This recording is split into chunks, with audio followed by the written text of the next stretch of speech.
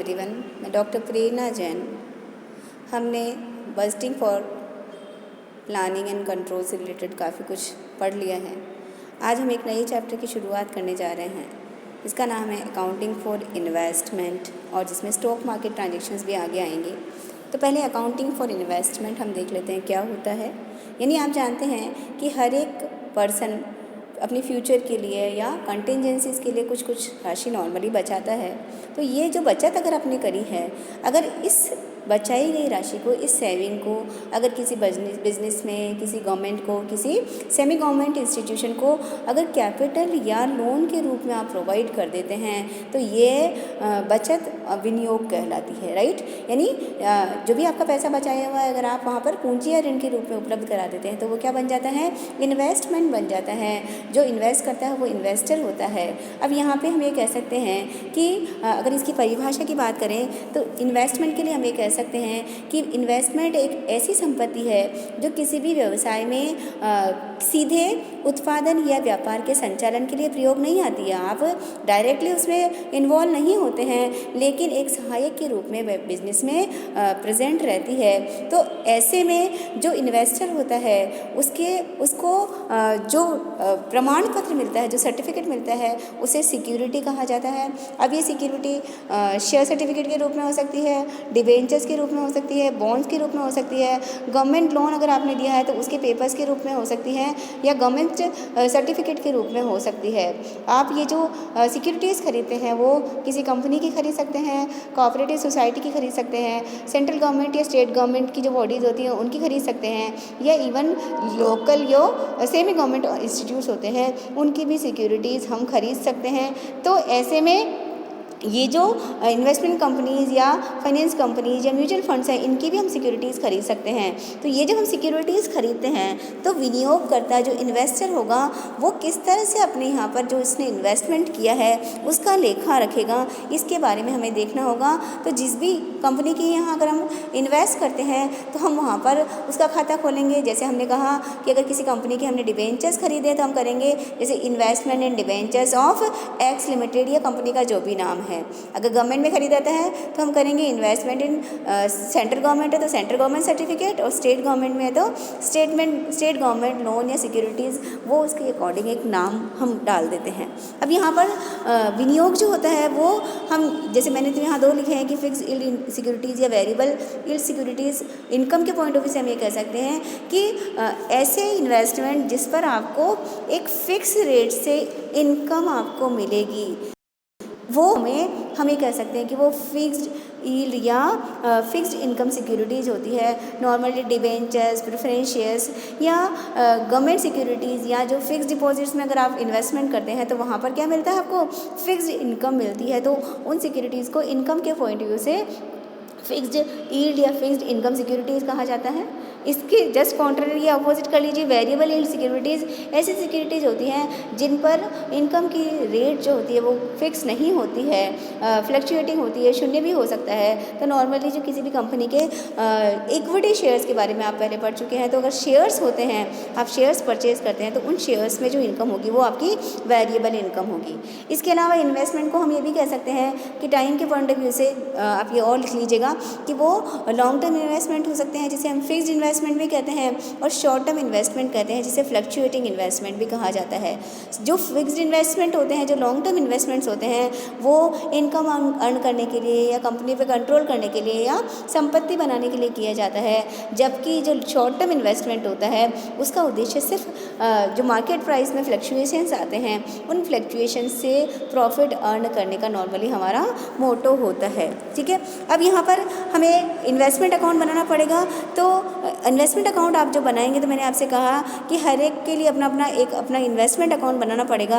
अब ये जो इन्वेस्टमेंट्स हमारे पास होते हैं ये हम कहाँ से ले सकते हैं? तो जो इन्वेस्टमेंट्स खरीदते हैं, जैसे फिक्स इनकम इन्वेस्टमेंट की बात करें तो ये इन्वेस्टमेंट हम खरीदने के लिए हम या तो निर्गमित करने वाली, चाहे फिक्स्ड इनकम है चाहे वेरिएबल इनकम है, खैर ये वाली बात तो दोनों के लिए लागू होगी कि वो हम जो इशूइंग अथॉरिटी है, कोई भी कंपनी जब अपना शेयर्स या डिबेंचर्स इशू करती है तो उससे हम डायरेक्टली ख़रीद सकते हैं। जैसे हम कॉर्पोरेट अकाउंटिंग में पढ़ते हैं पार वैल्यू पे परचेज हो सकता है, प्रीमियम पे परचेज हो सकता है, डिस्काउंटेड रेट पर परचेज हो सकता है। तो उस संस्था से डायरेक्टली परचेज किया जा सकता है या फिर हम पूंजी बाजार से या जो स्टॉक मार्केट है उससे खरीदते हैं। जब एक बार बाज़ार में सिक्योरिटी आती है तो उसके बाद अब वो अगर उसका खरीद और बेचना जो होता है वो एक तरह से मार्केट से होता है, तो ये पूंजी बाजार से हम खरीद सकते हैं। और ये जो खरीद हम करेंगे वो ब्रोकर्स के थ्रू खरीदेंगे, इनको हमें दलाली देनी पड़ेगी। तो यहाँ ध्यान रखना होगा कि जब डायरेक्टली हम कंपनी से खरीदते हैं तब तो कंपनी को जो पेमेंट करेंगे वही जो परचेजर है उसकी कॉस्ट होगी। लेकिन जब मार्केट से ख़रीदा जाता है तो आपको परचेज प्राइस के अलावा आपको ब्रोकरेज भी चुकाना पड़ेगा, आपको टैक्स भी चुकाना पड़ेगा, आपको स्टैम्प ड्यूटी भी चुकानी पड़ेगी। तो आपकी परचेज की कॉस्ट में ये सब चीज़ें जुड़ जाती है। और अगर उस सिक्योरिटी को जब आप बेचेंगे तो इसी तरह से सेलिंग प्राइस में से, क्योंकि आप डायरेक्टली तो खरीद नहीं सकते, आपको ब्रोकर्स के थ्रू खरीदना पड़ेगा, तो उन्हें ब्रोकरेज देनी पड़ेगी और आपको टैक्स का भी पेमेंट करना पड़ेगा, जीएसटी वगैरह जो चुकाना पड़ेगा उसका हमें एडजस्टमेंट करना पड़ेगा, राइट। अब अगर इन्वेस्टमेंट के लिए अगर सिंपल एंट्रीज़ करें और कोई आपके पास सिचुएशन स्पेशल नहीं है तब तो ऐसे में अगर इन्वेस्टमेंट के लिए हम बात करें तो सिंपली आप in the books of purchaser आप कर सकते हैं बायर कि सीधा अगर आपने इन्वेस्टमेंट खरीदा है तो आप करेंगे, अगर ब्याज की कोई डिटेल ऐसी नहीं दे रखी है तो जब इन्वेस्टमेंट को परचेज किया जाता है तो जैसे एक संपत्ति खरीदने की एंट्री करते हैं, investment account debit to cash या बैंक अकाउंट, राइट। अगर इसी संपत्ति को बेच दिया जाए तो क्या एंट्री हो जाएगी, कैश या bank account debit to investment account. और जब आपको इस संपत्ति पर, इस इन्वेस्टमेंट पर या तो आपको लाभांश मिल सकता है अगर वेरिएबल सिक्योरिटी है तो, और फिक्स यील्ड सिक्योरिटी है तो आपको इंटरेस्ट मिलेगा। तो जब भी आपको लाभांश या ब्याज मिलता है तो सिंपल सिचुएशंस में हम ये कर सकते हैं कि हमें पैसा आएगा तो कैश और बैंक अकाउंट डेबिट हो जाएगा, और किस खाते में आ रहा है, वो डिविडेंड के नाम से आ रहा है तो ट्रू डिविडेंड अकाउंट कर दीजिए, और अगर वो ब्याज के नाम से आ रहा है तो इंटरेस्ट अकाउंट कर लीजिए। तो नॉर्मल जो सिचुएशन है सिंपली अगर हम बात करें तो अकाउंटिंग ट्रीटमेंट में ये नॉर्मल स्थिति आ जाती है। लेकिन जब हम प्रतिभूतियों के बारे में बात करते हैं तो कुछ तो पॉइंट्स हमें और ध्यान रखने पड़ेंगे। तो इन्वेस्टमेंट के लिए जो इम्पॉर्टेंट पॉइंट है वो ये है कि आप जो सिक्योरिटीज़ खरीदते हैं जब कंपनी से डायरेक्टली खरीदेंगे तब तो जिस दिन वो इशू करेगी उस दिन आप उसके परचेजर बनेंगे और उसके बाद ही उस पर लाभांश और ब्याज मिलेगा। लेकिन जब हम पूंजी बाजार से खरीदते हैं, कैपिटल मार्केट से खरीदते हैं तो दो बहुत इम्पॉर्टेंट टर्म आपके सामने आएगी। क्योंकि क्या होगा कि जिस भी कंपनी ने इसको सिक्योरिटीज़ को इशू किया होगा वो अपने ब्याज का भुगतान साल में एक बार या 2 बार होती है कोई भी रेट कि भाई हम हर साल की 1 अप्रैल को ब्याज देंगे या साल में 2 बार ब्याज देंगे, ठीक है। अब अगर आपने उसी डेट पे उन सिक्योरिटीज़ को मार्केट से भी परचेज़ किया है तब तो ये जो पॉइंट हम नेक्स्ट लेने जा रहे हैं उसकी ज़रूरत नहीं है। लेकिन नॉर्मली हम सेम डेट पे थोड़ी खरीदेंगे कि हर कोई 1 अप्रैल को ही खरीदेगा, बाज़ार में रोज़ का रोज़ लेन देन चलता रहता है।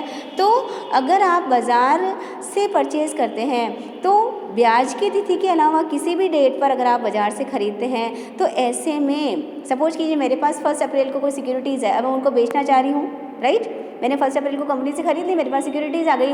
अब 1 अप्रैल और 1 अक्टूबर को कंपनी ब्याज देती है, ठीक है।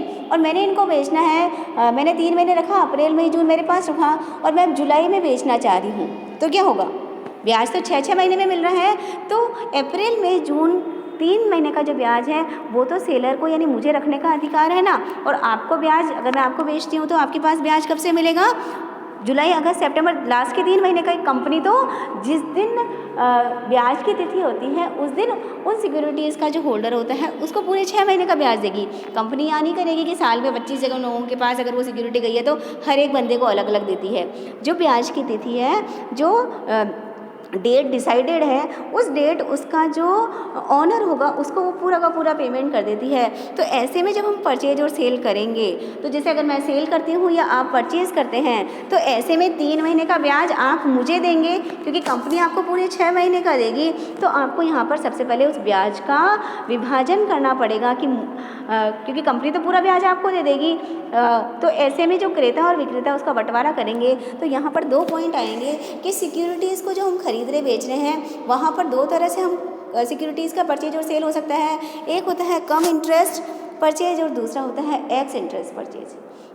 या अगर कम इंटरेस्ट परचेज या सेल हुआ है तो ऐसे में जो हमारा सेल या परचेज डील होता है उसमें हम ये कहते हैं कि ब्याज भी उसके साथ ही चला गया है, यानी क्रेता जो राशि चुकाएगा या विक्रेता को जो राशि मिलती है उसमें खरीदने की तिथि तक का ब्याज जुड़ा हुआ रहता है। तो ऐसे में आपको जब ब्याज अमाउंट जुड़ी हुई है तो उस ब्याज को सिक्योरिटी की नेट वैल्यू निकालने के लिए माइनस करना पड़ेगा।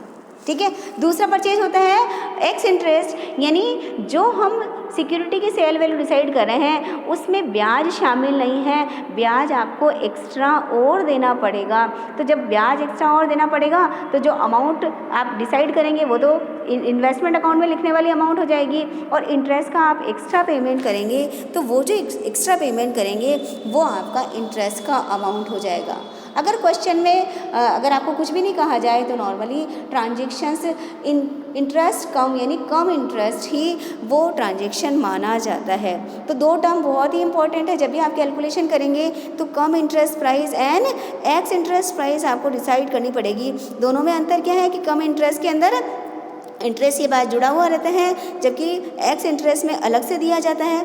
तो नॉर्मली कम इंटरेस्ट के अंदर क्या होगी, परचेज प्राइस हायर होगी क्योंकि इसमें ब्याज भी शामिल होगा, जबकि एक्स इंटरेस्ट में परचेज प्राइस कम होगी और एडिशनली आपको कम इंटरेस्ट में चेक पे करने की ज़रूरत नहीं है, जबकि आपको सेपरेट अमाउंट पे करनी पड़ेगी अगर आप एक्स इंटरेस्ट परचेज करते हैं। तो खरीद और बेचने के क्वेश्चन में सबसे पहले देखना पड़ेगा कि वो कम इंटरेस्ट है या एक्स इंटरेस्ट है। कुछ भी नहीं कहा जाए तो उसे इनकम ब्याज सहित यानी कम इंटरेस्ट ही माना जाता है। Thank you.